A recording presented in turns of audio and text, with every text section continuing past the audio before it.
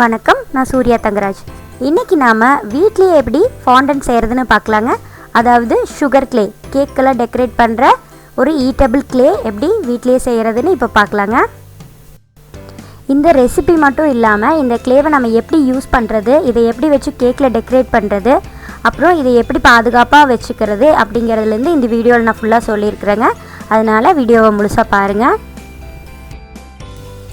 இதுக்கு தேவையான பொருட்களும் ஈஸியாக கிடைக்கக்கூடியதாங்க. அது என்னன்னு இப்போ பார்த்துடலாம். 1 கப் அளவு மில்க் பவுடர் எடுத்துருக்கிறேன். இது வந்து 150 கிராம். 150 கிராம் அளவுக்கு பொடி பண்ண சர்க்கரை எடுத்துருக்கிறேன். பொடி பண்ண சர்க்கரையும் பால் பவுடர் ஒரே அளவு எடுத்துருக்குறேங்க. இதில் வந்து கார்ன்ஃப்ளவர் வந்து ஒரு 2 ஸ்பூன் அளவுக்கு சேர்த்துக்கிறேன். இது சேர்த்துட்டு நல்லா சலிச்சுக்கலாம்.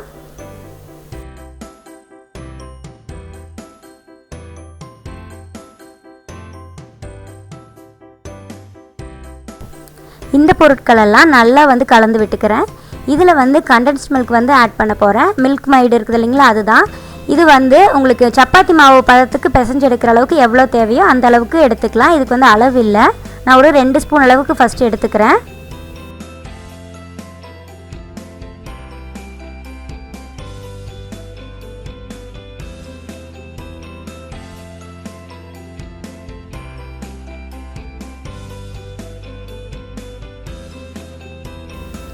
இப்போ இதை வந்து ஒரு சப்பாத்தி மாவு மாதிரி பிசைய போகிறோம். உங்களுக்கு இந்த மாதிரி பிசு பிசுப்பாக வருது அப்படின்னா இது கூட நீங்கள் கொஞ்சம் கார்ன்ஃப்ளவர் கூட சேர்த்துக்கலாம். இப்போ இதை ஒரு பால் ஷேப்பில் உருட்டி பாருங்கள். இந்த பால் அப்படியே நிற்கணும்.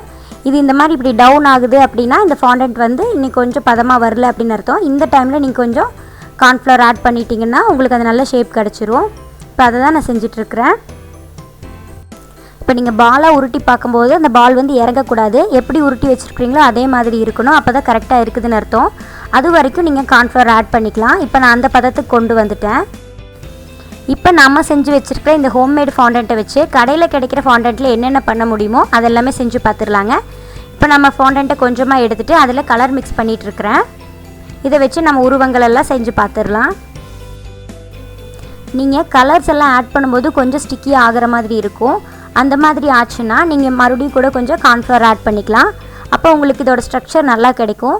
இப்போ இதை நான் பிசைஞ்சிட்டு உருட்டி காமிக்கிறேன். நீங்கள் பாருங்கள், இது இப்போ இறங்கவே இறங்காது. இப்போ பாருங்கள், அது எப்படி உருட்டி வச்சோமோ அதே ஷேப்பில் இருக்குது. இந்த ஃபாண்டண்ட்டை நீங்கள் கொஞ்ச நேரம் வச்சுட்டிங்கன்னா இந்த மாதிரி உருட்டி பார்த்தீங்கன்னா இந்த மாதிரி கிராக்ஸ் வந்த மாதிரி இருக்கும்.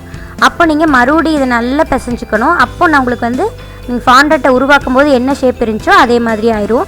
இப்போ இதை வச்சு நான் ஒரு மினியேச்சர் பாட் செய்கிறேன். எனக்கு லிட்டில் கிருஷ்ணா தீமில் ஒரு கேக் ஆர்டர் வந்துச்சுங்க. அந்த கேக் ஃபுல்லாமே இந்த ஹோம்மேட் ஃபாண்டண்ட்டில் தான் நான் வந்து பண்ணியிருக்கிறேன். அதுக்காக தான் இந்த மினியேச்சர் பாட்டு, அப்புறம் புல்லாங்குழல், அப்புறம் ஒரு குட்டி வாத்து, இது எல்லாமே வந்து இந்த ஹோம்மேட் ஃபாண்டண்ட்லேயே ஃபுல்லாக செஞ்சுருக்கேன். அப்புறம் இந்த ஃபாண்டண்ட்டை வச்சு லெட்டர்ஸு, அப்புறம் மோல்டு, இதெல்லாமே எதுலெல்லாம் கூட இந்த ஃபாண்டண்ட்டை நம்ம யூஸ் பண்ண முடியும். அதையும் இந்த வீடியோலேயே நீங்கள் பார்ப்பீங்க.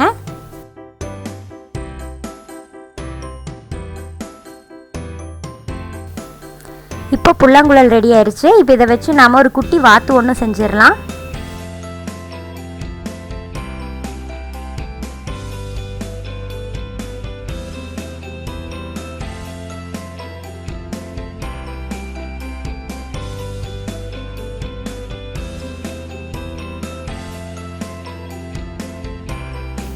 நீங்கள் கடையில் ஃபாண்டண்ட் வாங்கும்போது 1/2 kg ஃபாண்டண்ட்டே வந்து 500 வரும். அது marshmallows-ல செய்கிற ஃபாண்டண்ட்டு. அப்புறம் அதை விட இது ரொம்ப டேஸ்ட்டும் நல்லா இருந்துச்சு. நம்ம குட்டி வாத்து இப்போ ரொம்ப அழகாக ரெடி ஆயிடுச்சுங்க.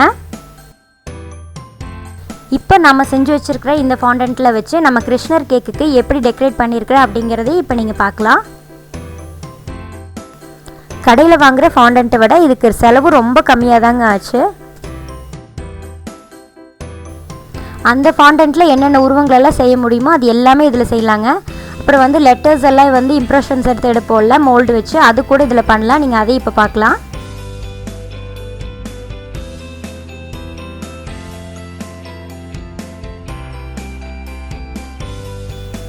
இப்போ நீங்களே பார்த்துருப்பீங்க, நான் ஃபாண்டண்ட்டில் என்னென்னலாம் செய்ய முடியுமோ எல்லாமே செஞ்சு காமிச்சிட்டேன். இது கடையில் வாங்குகிற ஃபாண்டண்ட்டுக்கு எந்த விதத்துலையுமே குறைஞ்சது இல்லைங்க. செலவும் பார்த்தீங்கன்னா நீங்கள் ஒரிஜினலாக கடையில் வாங்குகிற ஃபாண்டண்ட்டுக்கும் வீட்டில் செய்கிற ஃபாண்டண்ட்டுக்கும் ரொம்பவுமே கம்மி தான். அது ஒரு 500 ரூபாய்க்கு நீங்கள் அரை கிலோ வாங்குறீங்கன்னா இது ஒரு 150 ரூபாய்க்குள்ளேயே செஞ்சு முடிச்சிடலாம். இப்போ நம்மளுக்கு மிச்சமாக இருக்கிற இந்த ஃபாண்டன்ட் எல்லாம் ஒரு பிளாஸ்டிக் கவரில் சுற்றி இந்த மாதிரி ஸ்டோர் பண்ணி வச்சுக்கலாம். இது நீங்கள் வந்து ஒரு 3 மாதம் வரைக்கும் ஃப்ரீசரில் வச்சு பயன்படுத்தலாம். நீங்கள் எப்போ யூஸ் பண்ணணும்னு நினைக்கிறீங்களோ அப்போ ரூம் டெம்பரேச்சருக்கு வர வச்சுட்டு அதுக்கப்புறமா நீங்கள் யூஸ் பண்ணுங்கள். நீங்களும் இதை செஞ்சு பார்த்துட்டு எப்படி இருந்துச்சுன்னு கமெண்ட்ஸில் சொல்லுங்கள். இந்த வீடியோ உங்களுக்கு பயனுள்ளதாக இருந்திருக்குன்னு நம்புகிறேன். சீக்கிரமாகவே நான் உங்களை அடுத்த வீடியோவில் சந்திக்கிறேன். நன்றி, வணக்கம்.